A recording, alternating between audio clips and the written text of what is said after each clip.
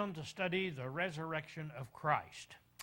Of course, everything that happened in the Gospels happened so that this could take place.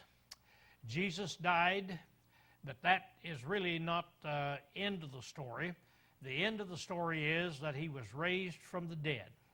So the resurrection would be the absolute biggest, greatest thing that we have in the life of Christ. If Jesus hadn't have raised from the dead, he would not have been able to ascend back up to the Father and use his blood in order to forgive us of our sins. And so it is the resurrection that is really the important thing in the life of Christ.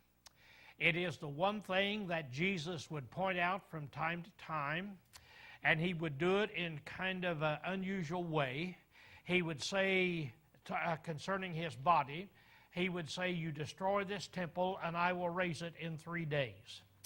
And they understood, the first time they didn't understand. They thought that he was talking about the temple in Jerusalem.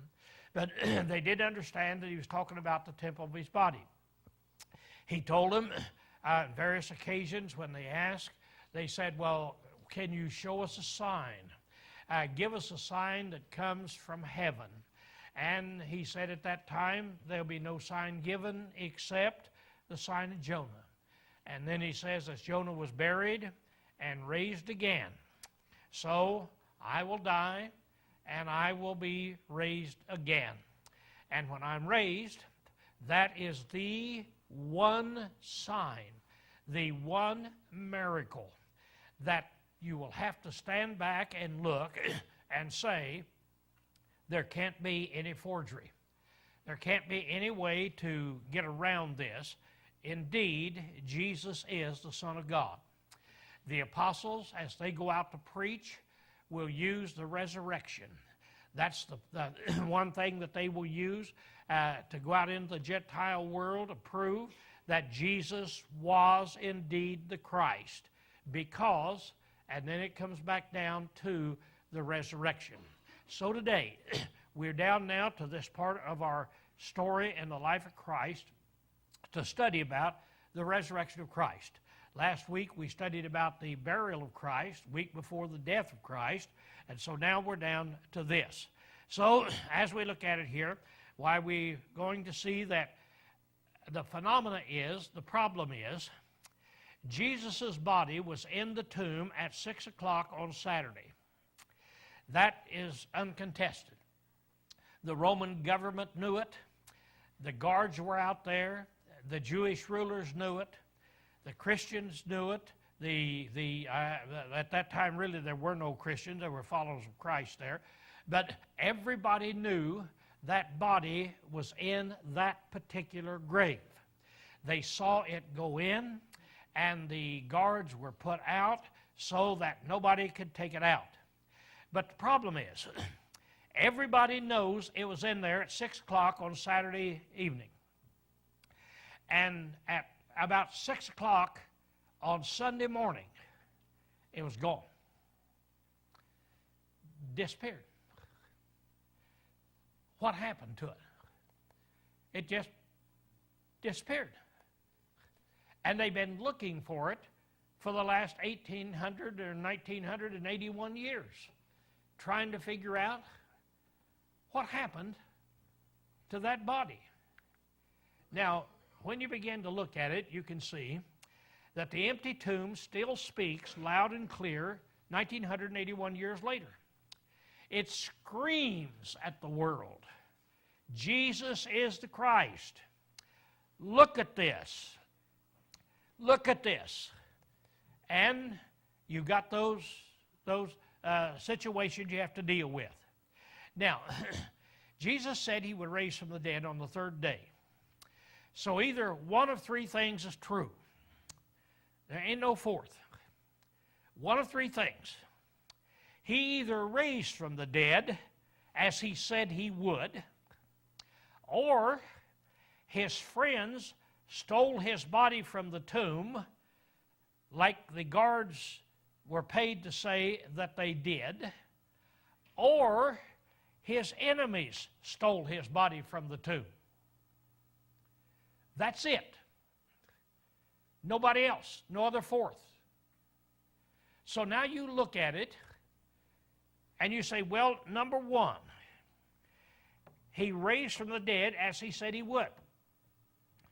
So people say, oh, no, that's not true. Okay, which one of the others is true?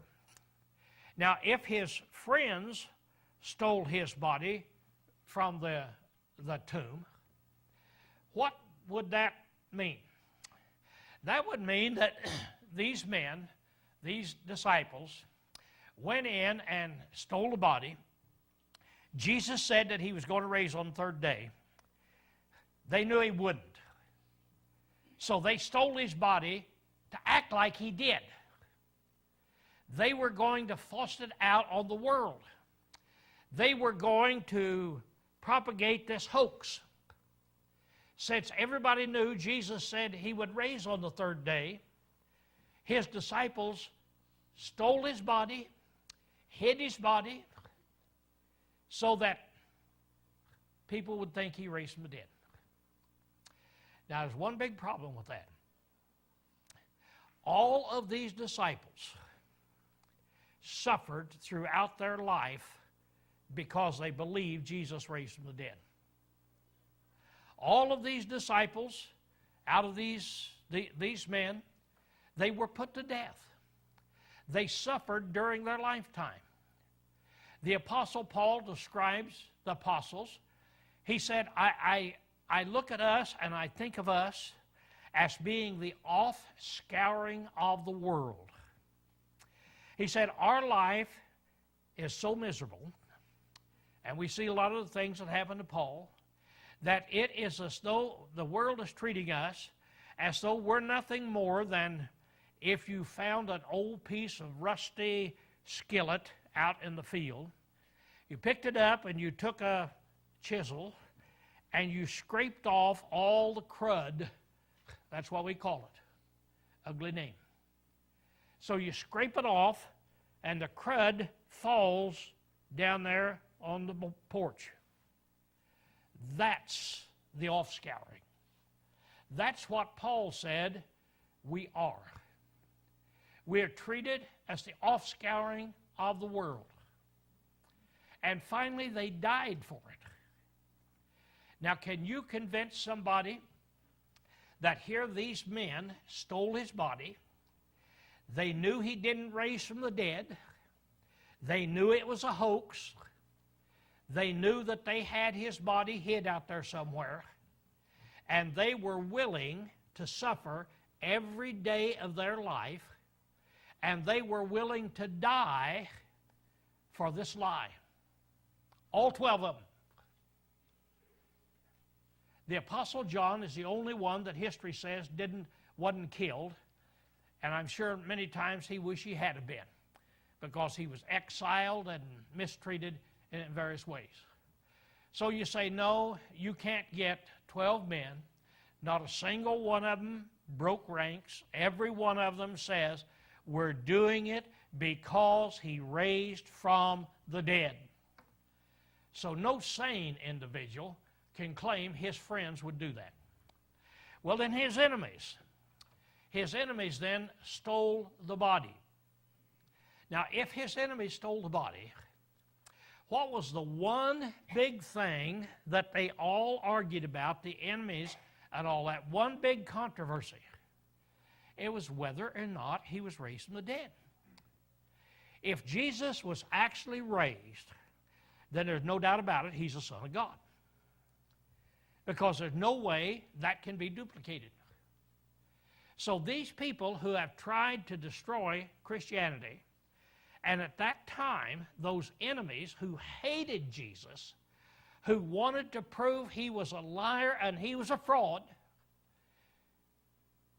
it's unbelievable to say they stole his body and didn't present it.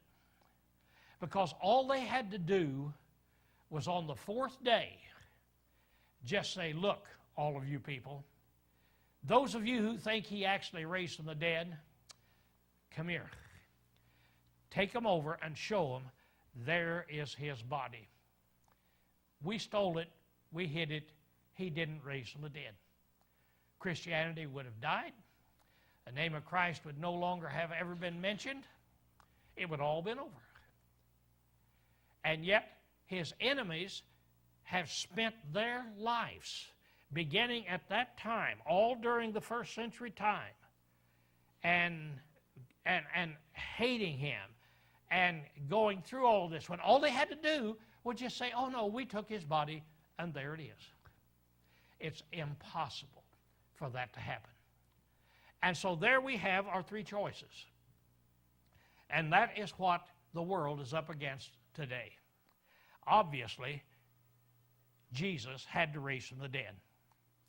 But now as we look at the resurrection, we see that Paul showed this really is the big thing that we preach.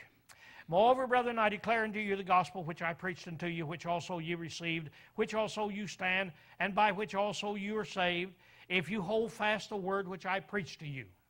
So what is the gospel? He said, we preach the gospel. He said, unless you believed in vain. For I delivered first of all to you. He's going to tell about the gospel. First of all, that which I received, that Christ died, one, for our sins according to the Scriptures, that he too was buried, and that he, three, rose again the third day according to the Scriptures. That was the foundation. That was the basis. That is what turned the world upside down, was his resurrection. So that's what we're going to be talking about today. Now, last week we learned that they put out those 4 soldiers out there because they wanted to make sure they sealed the tomb, that he couldn't get out of that tomb. Then we read last week again where an angel came. He rolled away that big stone and sat up on it. Now, what would you think if you were trying to guard that opening and all of a sudden an angel in white apparel appeared to you? He rolled away that big stone all by himself, jumped on top of it, and sat down and looked at you. That's what happened to those guards. They were petrified. It said they became as dead men. They ran into the Jewish leaders and said, here's what happened. Now, all the Jewish leaders would have had to say, oh, no, we have his body. No, his body's gone. And so they said, well, you say that somebody stole it away and so forth. They make a deal and excuses we studied last week. You say somebody stole it, and then we'll cover your back. All right, let's see now what happened. How did they find the empty tomb? Let's try to kind of put this in a historical sequence so we can see how it happened. Now, when the Sabbath was passed, Mary Magdalene and Mary the mother of James and Salome brought spices that they might come and anoint him, and very early on the first day of the week. So that's very early on a Sunday morning. Matthew's account says, as it began to dawn. So now, Saturday night, they placed him in there. Or Friday night, they placed him in there. And now then, on Sunday morning, they come. Well, they came and they found the stone rolled away from the tomb. And they entered in and found not the body of Jesus. And it came to pass, while they were perplexed thereabout, behold, 2 men stood by them in dazzling apparel. And as they were frightened and bowed down their face to the earth, they said unto them, that is, the 2 angels here said, why seek you the living among the dead? He is not here, but is risen. Remember how he spake unto you when he was in Galilee, saying that the Son of Man must be delivered into the hands of sinful men, be crucified, and the third day rise again? And they remembered his words, and returned from the tomb, and told all these things to the 11 and all the rest. So here these women then go in, and the angels then make the announcement. It's just like he told you, he raised from the dead. They run back then to tell the other disciples and the apostles that were back there. And so we read about that again in Luke, and again more detail in John. And these women came and they ran in, and all those men are there. They're all despondent and waiting. And they came in and they said, they have taken away the Lord out of the tomb, and we know not where they have laid him. Peter therefore went forth, and the other disciple, and they went toward the tomb, and they both ran, and the other disciple outran Peter, and came first to the tomb. And stooping down and looking in, he seeth the linen cloths lying, yet he did not enter in. Now here we have Peter and John. Peter and John jump up, and they head for the tomb, running as fast as they can. John evidently was he was faster than Peter because he outran him. Might tell us a little bit. He may have been younger than Peter. We don't know. But anyway, he ran, and according to their personality again, see, we can see personality coming in this. John was a cautious man, and he looked in and he saw the linen garments, and he backed out. He's too cautious to go in. What is in there? But Peter comes, zoom, and Peter just zooms right in and goes in. And said, therefore Peter followed him, entered in, and he beheld those linen cloths. All that cloth that was wrapped around Jesus' body was all wrapped around neatly and folded up one end of the grave. And the head wrap that he used over here was folded up, and it was laid at the other end. So it was not a hurried escape. It was somebody who did that wanted to make an impression. Jesus raised from the dead. He wrapped up these things. He put them out there and said, then they absolutely were petrified again and said, but they didn't know the scripture that he must rise from the dead. Now this is funny to us. He had told them this over and over and over and over and over again. But some of these people understood that's what he said. His enemies knew that's what he said. But his friends still didn't believe it. Now, I suppose that they were saying, I wonder what he meant when he said he would rise from the dead. I wonder what he meant when he said on the third day, the Son of Man will rise again. Got any idea what he meant, Oliver? Oliver said, no, that's interesting. I don't know what he would have meant. But it hadn't impacted their mind. Jesus would rise from the dead. His friends didn't understand that. So Mary now, she goes back after all this, and she finds Jesus. Now, we're going to learn that Jesus first appeared to her. He didn't appear to these other men when they came. So the first appearance Jesus made was to Mary Magdalene. So what we have this thing is then we have these women going out to anoint his body some more. They saw the empty tomb. They went running back to these men and said, they've taken away his body. The tomb is empty. Peter and John come running down as fast as they can, and they see that it is empty. And now then, Mary Magdalene followed them back. She takes off before the others go back. At least she is the first one to get back to the tomb. So Peter and John go to the tomb. They leave. Mary gets there. She gets to the tomb after they leave. And then here's what we find. That as she gets to the tomb, why, it said she stooped down, and she beholdeth two angels in white sitting at the head, one at the feet and one at the body of Jesus. And he say unto her, Woman, why weepest thou? She saith unto him, Because they've taken away my Lord, and I know not where they've laid him. And when she had thus said, she turned herself back, and beholdeth Jesus standing, and knew not that it was Jesus. We'll talk a little bit more about this later. He appeared in different forms. So she looked, and she turned around, and here's a man.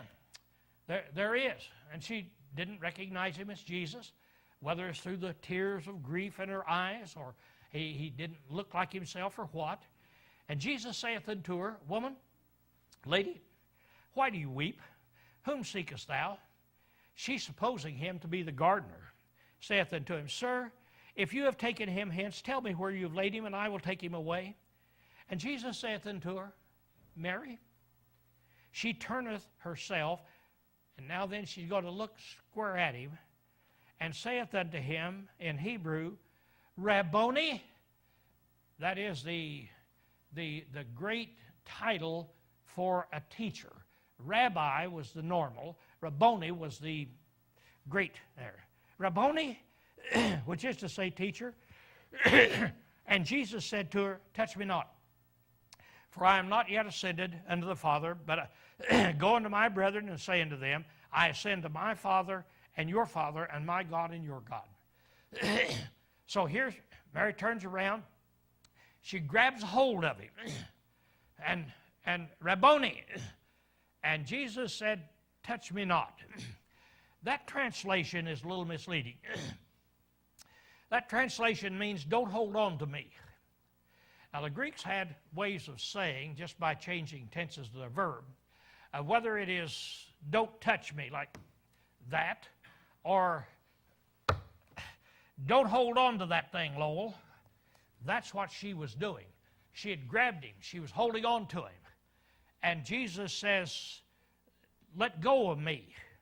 I have not yet ascended to my Father and your Father. So let go. There's some other things that need to be done. Now then, all the women at this time have decided to come back to the tomb. Peter and John ran. They're gone. Now Mary ran. She's there. She sees Jesus. And now the other women are headed to the tomb. And now then, Jesus is heading back, and he's going to meet all the other women. And behold, Jesus met them, saying, All hail. And they came and took hold of his feet and worshipped him. Then Jesus said unto them, Fear not. Go tell my brethren that they depart to Galilee, and there shall they see me. So he sees all of them. Now at the same time, or a little bit later probably in here, there's another event that happened. Now there were two men walking to Jerusalem. And it said, After these things he was manifested in another form unto two of them as they walked on their way to the country. Now, here comes two of his believers, and he meets them. They don't recognize him because he said he appeared in another form. At this time, he can appear in another form. A little bit later, he'll walk through a door. And so now then he appears to them in this other form, to these two men, and starts talking to these two. Now we get a full story of this in Luke. And behold, two of them, going that very day to a village named Emmaus, which was 3 furlongs, 7 miles, that is, from Jerusalem. And so they then communed with him and questioned him.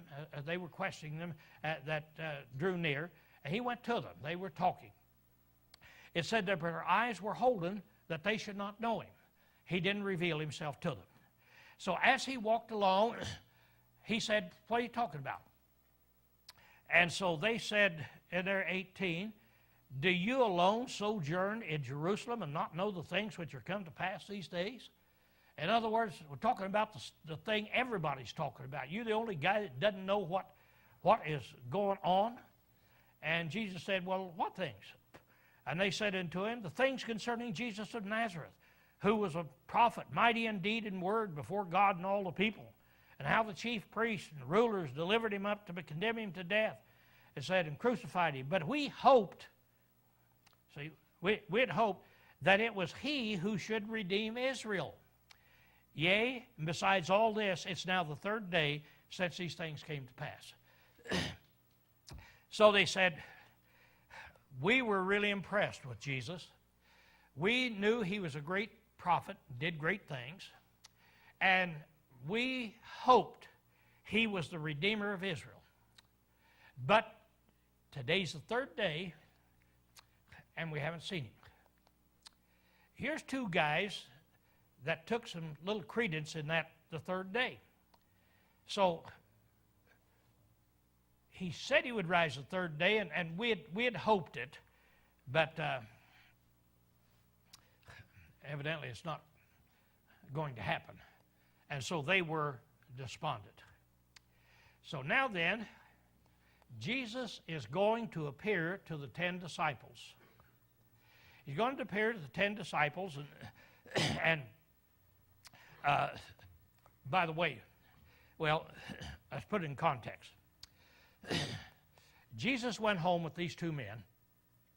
He sat down and they had a meal together. And then when Jesus prayed, he prayed, gave thanks for the meal. They recognized his prayer. And it is Jesus. Wow. I don't know what happened to Jesus, but these two men got up and they headed into Jerusalem to tell the apostles that were in there. These two were not apostles. So they're headed in there. So it says, and they rose up that very hour and returned to Jerusalem and found the 11 gathered together and them that were with them, saying, the Lord is risen and hath appeared to Simon. Now Jesus has obviously told those two men, I've already talked to Simon Peter somewhere out here. So he said he appeared. And they rehearsed all things that happened and how he was known to them and the breaking of bread. And as they spake these things, so they're telling these 11 apostles, these 10, Judas is dead, and Thomas is not there. They're telling what happened to them. We saw him. We talked to him that's in there. Now, while they were telling a story, as they spake these things, he himself stood in the midst of them and saith unto them, peace be unto you. And they were affrighted and supposed that they beheld a spirit. And he said unto them, why are you troubled? And wherefore do your questions arise in my heart, in your heart? Now the door was locked, we're told elsewhere. So they'd locked the door. Obviously, they're in fear. You have to stop to think that the rumors are now that going around that somebody stole the body of Jesus. They don't know what to do. They don't know what to believe. So they're in this locked door, and all of a sudden he just appears. And so he's in the room with them. And so he starts talking to them in there. Why are you troubled? Wherefore do questions arise? He said, see my feet, that is, I myself, my hands and my feet. Handle me and see, for a spirit hath not flesh and bones. So all check me out. Look at me, help yourself. Look around, you'll see all these scars, everything. And see, I'm flesh and bones. And a spirit doesn't have flesh and bones.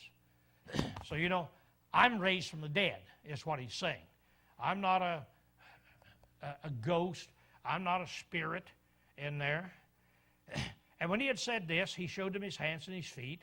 And while they still disbelieved for joy, just so overwhelmed with happiness, they couldn't accept it. This has happened to me a couple of times. Have any of you ever had any real bad anticipations? Like, I was taking my daughter 30 years ago to the hospital. She had been operated on for cancer, and the cancer had come back. My wife had died, and it had been about 4 months. And so I took her back over for this second operation on cancer. And I was overwhelmed. I was just overwhelmed. They went in, and they had invented the laser, and so they went in and said, okay, we're going to check this. So they go in, and finally they come out in about, 45 minutes or an hour and said, Mr. Williams, your daughter's fine.